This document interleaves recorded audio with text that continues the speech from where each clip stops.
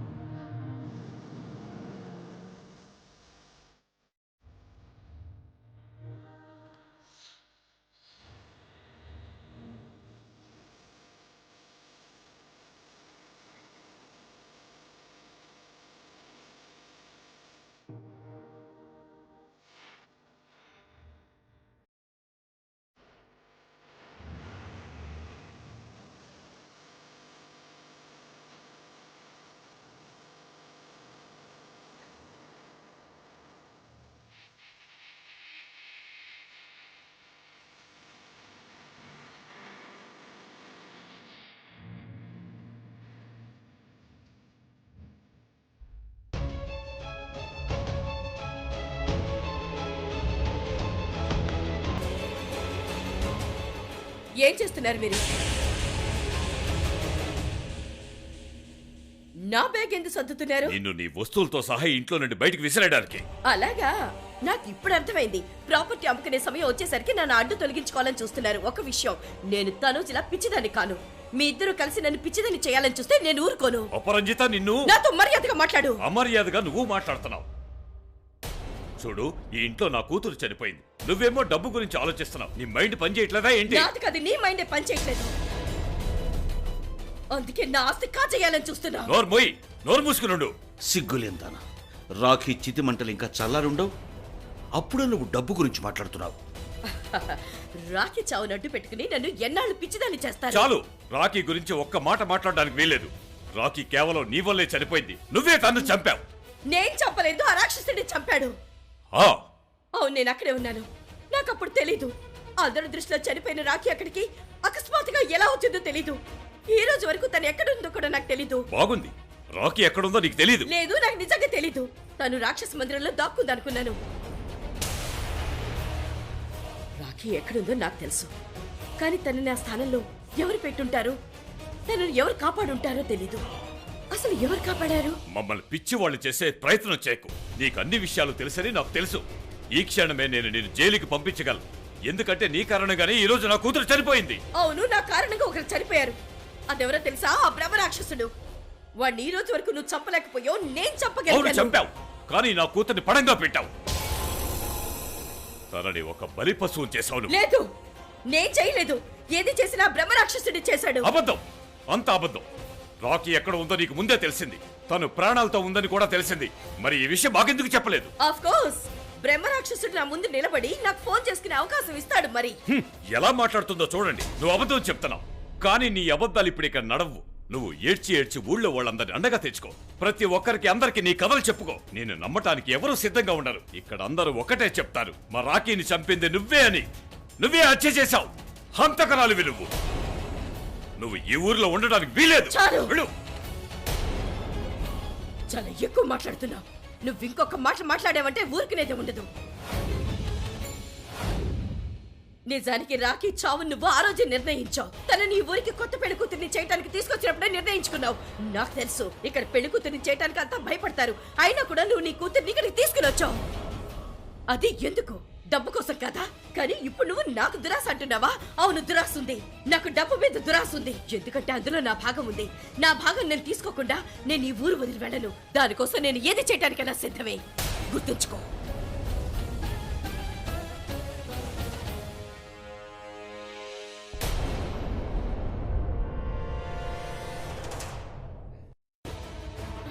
మోహిని, మోహిని, ఏం చేస్తున్నావు నువ్వు? నేను చెప్పేది విను. మోహిని, ప్లీజ్. మోహిని, ఒక్కసారి నేను చెప్పేది విను. ఆగండి బావగారు. అపరంజితకు తన అంతస్తేంటి ఈరోజు మోహిని చూపిస్తుంది. ఏది జరిగితే అది జరగనివ్వండి. మనం మాత్రం మధ్యలోకి వెళ్ళొద్దు. ఏం చేస్తున్నావు? నన్ను ఎక్కడికి తీసుకెళ్తున్నావు? మోహిని,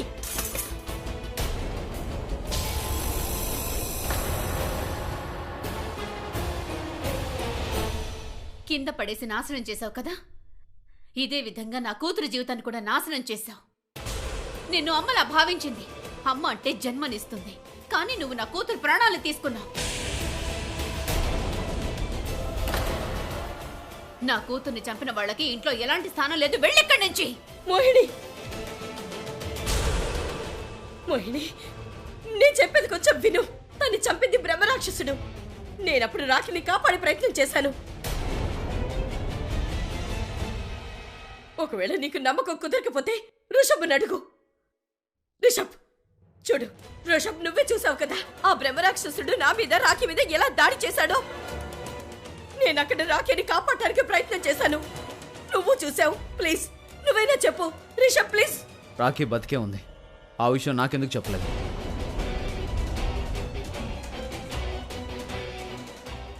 అసలు రాఖీ బతికే ఉన్నట్టు మీకెలా తెలిసింది? ఎలా అంటే తనని ఆ బ్రహ్మరాక్షసుడు తీసుకొచ్చాడు. నేను ఆ రాక్షసుడి మందిరంలో ఉన్నాను. నేను వాడిని చంపడానికి అన్ని ఏర్పాట్లు చేశాను. నేను ఆ పుస్తకంలో చదివాను అతను పులిగోర్లతో చేస్తాడని. ఎందుకంటే పులిగొరిల్లా శత్రువు, ఆ గొరిల్లా అతని శత్రువు. అది రాక్షసుని వశం చేసుకుంది. నేను అన్ని సిద్ధం చేసుకుని ఉంచాను. వాడు అక్కడికి వచ్చాడు కూడా. అతను అక్కడికి వచ్చినప్పుడు రాఖీతో కలిసి వచ్చాడు. ఆ తర్వాత మీరు అనుకున్నారు రాఖీని అతనికి బలివ్వాలి, అలా అయితే బ్రహ్మరాక్షసుడు చేస్తాడని.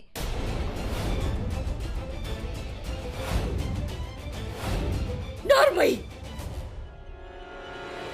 నీకు అసలు విషయం తెలియకపోతే దయచేసి మధ్యలో మాట్లాడటానికి ప్రయత్నించుకో.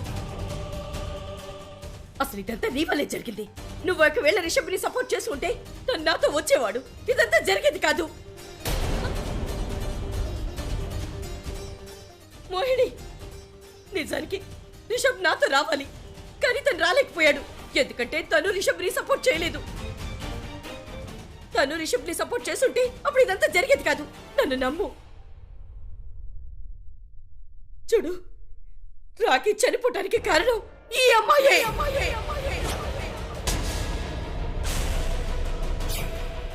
నా కారణంగానా? ఏం మాట్లాడుతున్నారు మీరు? నువ్వు వండుతాను.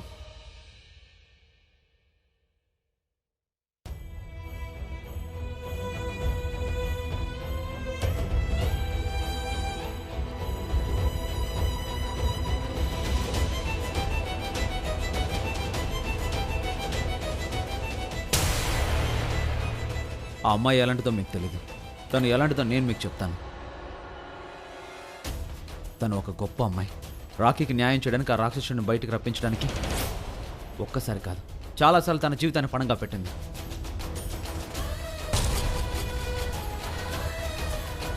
ఒకసారి ఆ రాక్షసుడు మా అమ్మ మీద అటాక్ చేసినప్పుడు మొత్తం 2 సార్లు తన చావు బతుకుల మధ్య అడ్డంగా నిలబడింది తనే. ఇందాక మీరు రాక్షస స్థలంలో ఉన్నాను అన్నారు. అప్పుడు ఆ రాక్షసుడు నా చెల్లెల్ని తీసుకొచ్చాడు అన్నారు. మీరు అక్కడేం చేస్తున్నారు? ఆ రాక్షసుడు నా చెల్లెల మీద దాడి చేసినప్పుడు మీరు ఆ రాక్షసుడి నుంచి నా చెల్లెల్ని ఎందుకు తప్పించలేదు? చావడానికి ఎందుకు వదిలేశారు?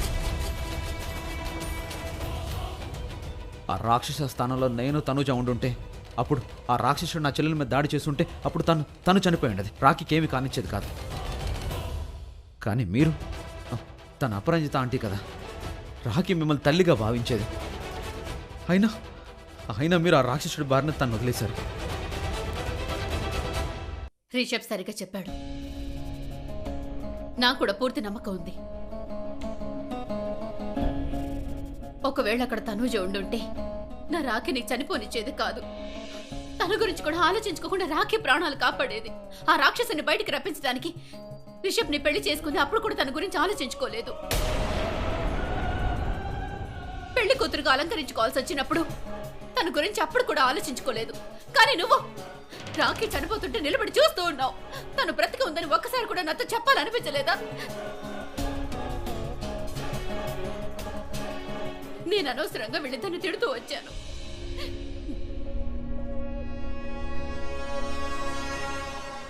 నీకు విషయం తెలుసా? రాఖీ చనిపోయిన క్షణం నుండి వీళ్ళిద్దరూ ఒక్క క్షణం కూడా ప్రశాంతంగా నిద్రపోలేదు. ఎందుకో తెలుసా? వాళ్ళ జీవితంలో ఒకే ఒక ఉద్దేశం, ఒకటే కోరిక, రాఖీ చావుకి ప్రతీకారం తీర్చుకోవటం. మరి నువ్వేం చేసావు అపరంజిత? నా కూతురు ఒక బొమ్మని చేసి ఉపయోగించుకున్నావు నువ్వు నీ ప్రాణాలు కాపాడుకోవడానికి. ఏంటా పిచ్చివాగుడు? మీ కూతురి ప్రాణాలు మీ వల్లే పోయాయి.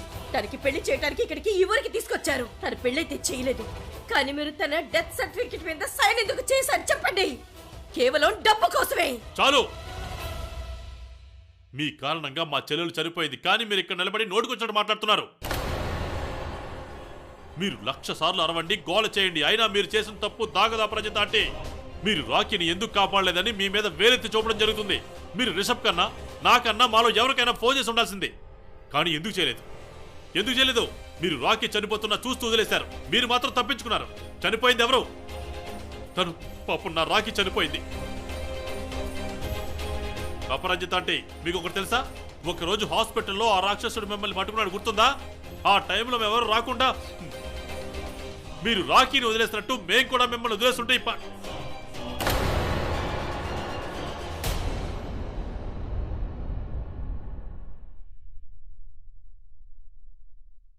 చాలా ఎక్కువైంది అపరంజిత. ఇంకా చాలు.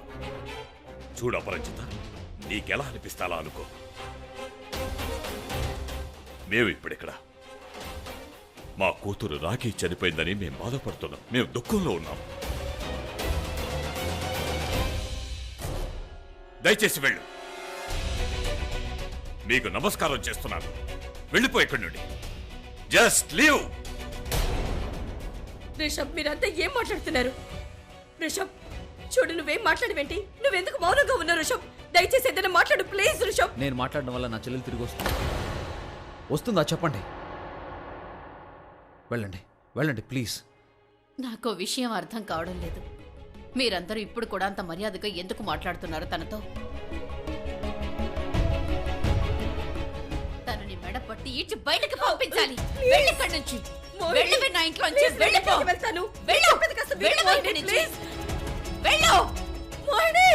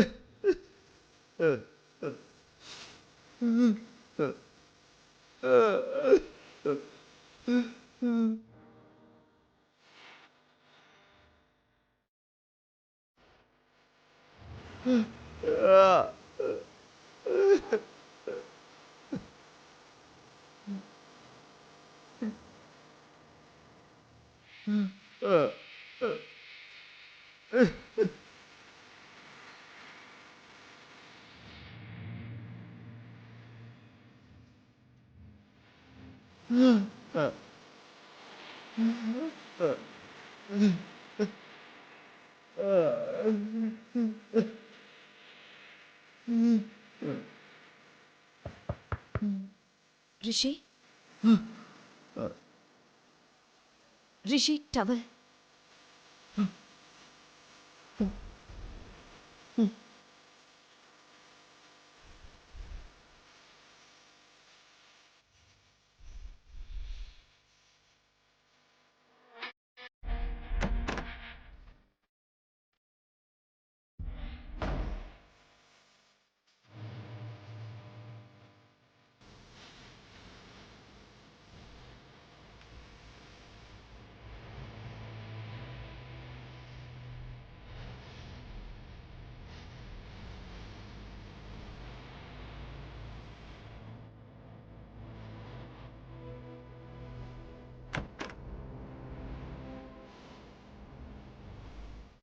ఐమ్ సారీ నేను వెళ్తున్నాను.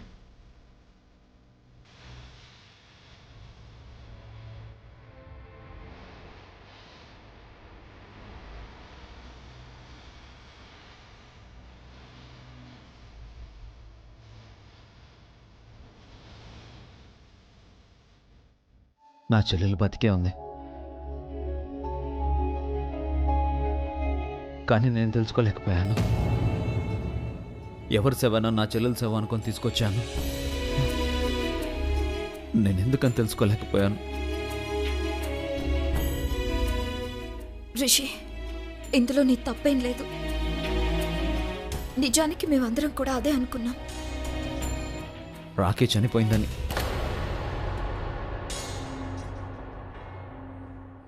కానీ మనం అనుకున్నప్పుడు తను చనిపోలేదు.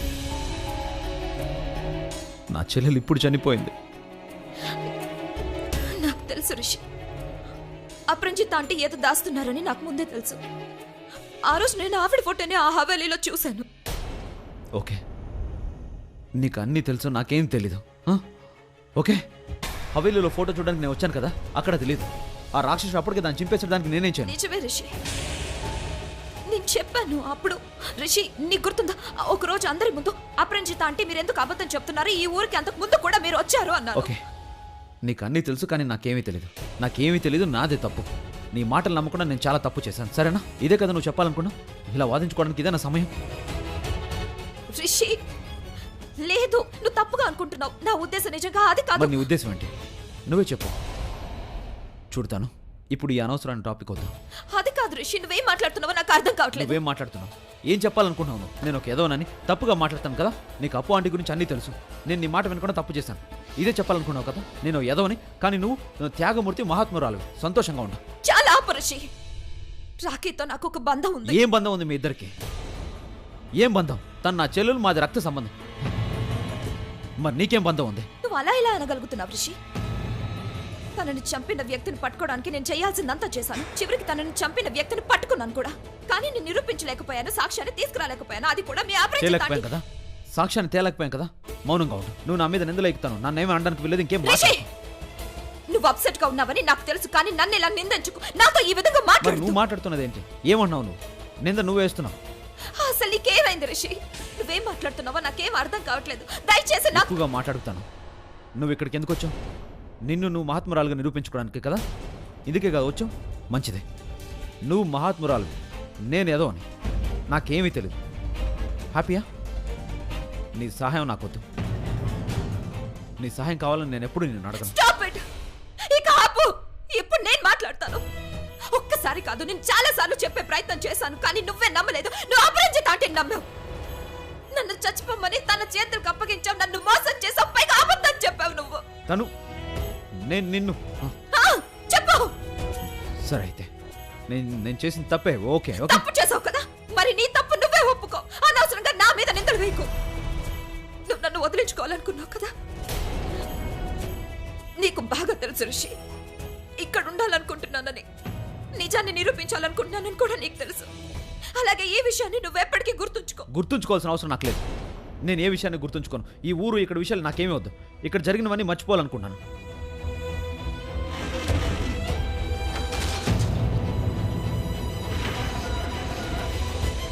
నాకేం అవసరం లేదు. రేపు ఇక్కడి నుంచి వెళ్ళిపోతున్నాం కదా. మనం వెళ్ళాక నువ్వు నా మొహం కూడా చూడకూడదు. అందుకు నాకు సంతోషం. నేను మీ నాన్న అంబులెన్స్లో పంపిస్తాను. నువ్వు ఆయనతో పాటు వెళ్ళిపో.